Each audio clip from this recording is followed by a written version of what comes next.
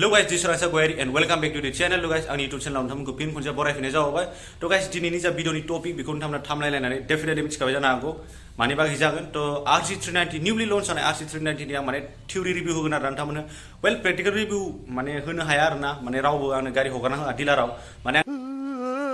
दाबादियाव डिलाराव थांनानै गारि बिहैबाबो आंनो होआ आरोना गारिखौ मानो होनबा आंनि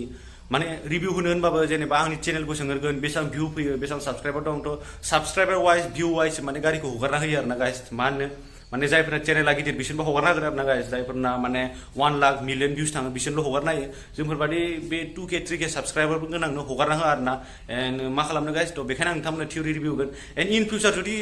नोंथांमोननि अननायाव जुदि जौगालाङोना गाइस मा थिउरि रिभिउ प्रेक्टिकल रिभिउ होगोन आं गाइस गासिबो बाइकखौ प्रेक्टिकल रिभिउ होजोबगोन एन्ड जायखिनिखौ आं प्रेक्टिकल रिभिउ होनो हायो जायफोरखौ जेनेबा सोरबा सिनाकिया बायो बेफोरखौथ' आं नोंथांमोननो प्रेक्टिकल रिभिउ होखायो बाट जाय बाइकआनो गैया बेखौथ' आं थिउरि रिभिउ डेफिनेटलि होनांगौ जागोन बाट नोंथांमोना अननानै जुदि चेनेलखौ ग्र' खालामना होयोना गाइस गासिबो बाइकनि आं प्रेक्टिकल रिभिउ लाबोजोबगोन आरोना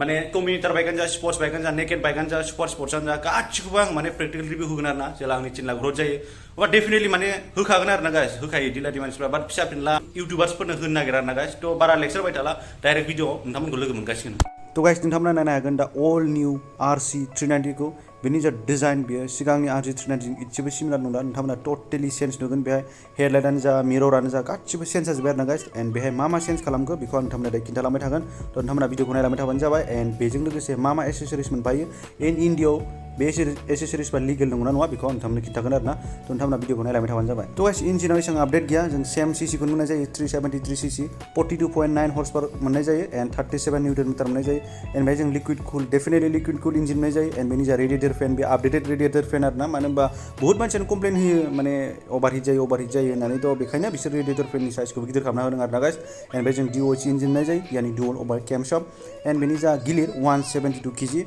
एन्ड चेसिस टाइपआ जाबाय steel trellis frame powder coated यानि जायखौ जों ड्यूक 390 ड्यूक 250 मोननाय जायो बेनि फ्रेमखौनो बेहाय इउज खालामनाय जादों आरोना गाइस एन्ड गाइस बेहाय फ्यूल टेंक केपेसिटिखौ आपडेट खालामनाय जाबाय बेहाय जोङो 13.7 लिटार्स फ्यूल टेंक केपेसिटि मोननाय जायो आरोना सिगां ओनलि 9.5 लिटार्स मोननाय जायोमोन RC390 आवबो एन्ड दायो बेहाय जों मेटेल टेंक मोननाय जायो सिगाङाव बेयो माने प्लास्टिकनि टेंकसो होनाय जायोमोन आरोना गाइस एन्ड नोंथांमोना फ्रेमखौ नायनो हागोन एक्जेक्ट ड्यूक 250 जों आरोना सेम फ्रेम साइजआ सिगाङो माने RC सिरिज बाइकआव लो फ्यूल टेंक केपेसिटिनि थाखाय बिराद कमप्लेन होयोमोन आरोना गाइस मानसिफ्रा तो बे प्रब्लेमखौ KTM आ खोनासंबाय एन्ड दायो फ्यूल टेंक केपेसिटिखौबो बिसोर बारायना होबाय तो नोंथांमोना एक्जस्टखौबो नायनो हागोन निउ एक्जस्ट सिस्टेम लागायनाय जादों बेहाय बे KTM नि स्टक एक्जस्ट आरोना गाइस बे SC प्रोजेक्ट नङा नुनायाव SC प्रोजेक्ट बादि नांदों बाट बे SC प्रोजेक्ट नङा आरोना गाइस एन्ड नोंथांमोना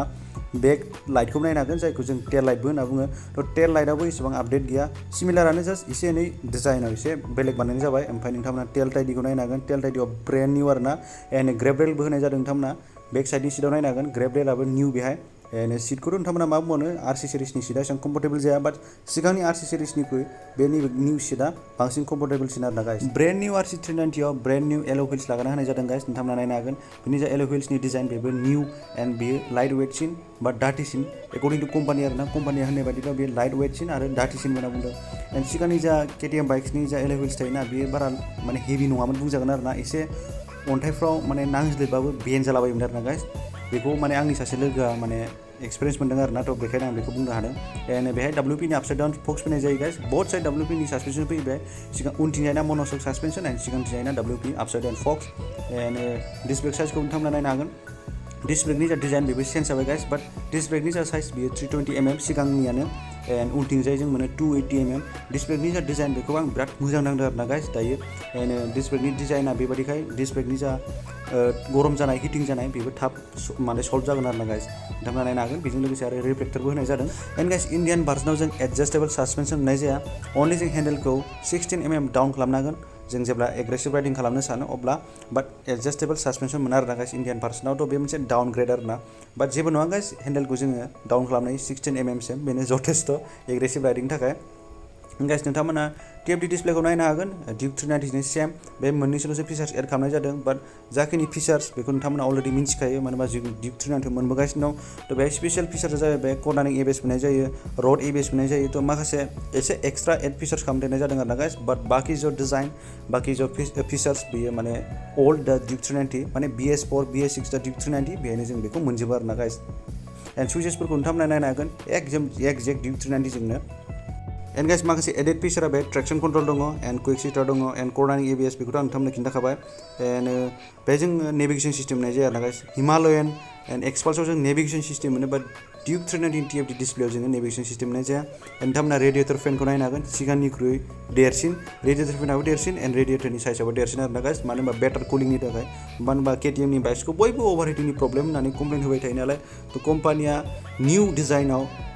रेडिएटर फेनखौबो निउ डिजाइन खालामना होबाय आरोना एन्ड इन्जिनाथ' सेमानो गाइस अलराइट गाइस नोंथांमोना दायो एक्जस्ट नटखौ खोनासंगोना लादो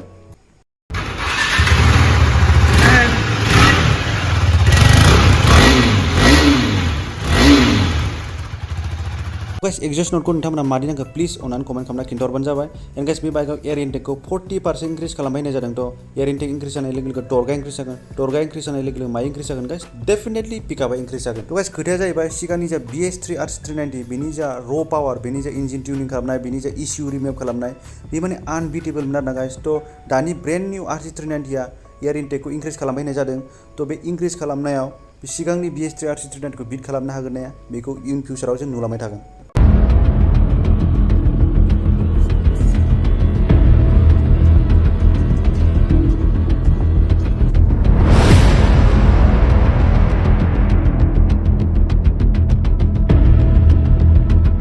ब्रेन्ड निउ RC390 जों मा एक्सट्रा एसेसरिज मोननाय जायो बेखौ आं नोंथांमोननो दायो लाइन बाय लाइन खिन्थालांगासिनो दं जायखौ कम्पानिया माने रिकमेन्ड खालामो आरोना इउज खालामनो थाखाय बे आफ्टार मार्केट जानाय नङा बेखौ कम्पानिनिफ्राय होनाय ना नोंथांमोना बेखौ एक्सट्रा बाय खालामनांगोन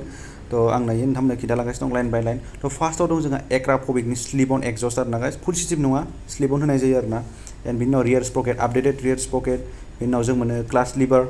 एन्ड ब्रेक लिभारबो मोननाय जायो गाइस नोंथांमोना भिडिअ नुलांबाय थागोन and clutch lever and brake lever प्रटेक्सनबो मोननाय जायो आरोना गाइस एन्ड नोंथांमोना भिडिअ नायग्रोना लादो